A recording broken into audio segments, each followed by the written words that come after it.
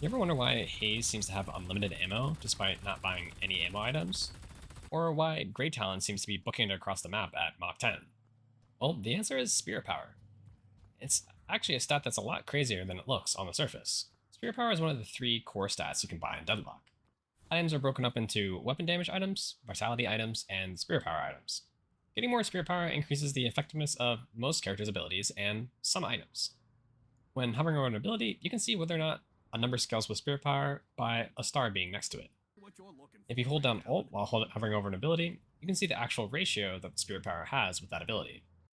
The higher the number, the more effective Spirit Power is for that ability. Some characters have pretty low ratios, making Spirit Power not as effective on them, but some characters have crazy high ratios, making Spirit Power very effective.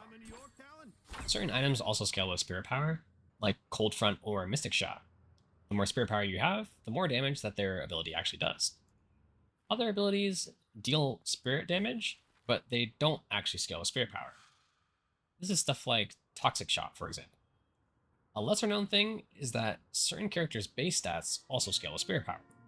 Most characters have base stats that remain pretty stagnant and only increase when you level up, like weapon damage and melee damage.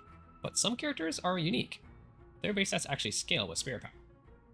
Characters like Haze gain increased ammo size with Spirit Power. Grey Talon gains both fire rate and movement speed from buying Spirit Power. Warden gains fire rate from Spirit Power as well, and also 7 gains movement speed from Spirit Power too, just like Grey Talon.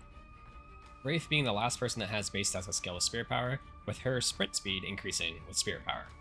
So Spirit Power is pretty unique, and if you're not paying attention, you might miss out on some of the benefits that your character actually gains with Spirit Power compared to other stats. But there are also some drawbacks. Certain characters actually have negative consequences from purchasing high amounts of Spirit Power. Lady Geist gains a lot of damage on her abilities from buying Spirit Power, but also the self-damaging portion of her abilities scale up with Spirit Power as well at nearly double the rate. If you end up rushing too much Spirit Power early on as a Lady Geist, you'll find yourself dying very quickly to your self-damage. But for abilities, Spirit Power doesn't just have an effect on damage. It can also affect a bunch of unique things like healing or duration.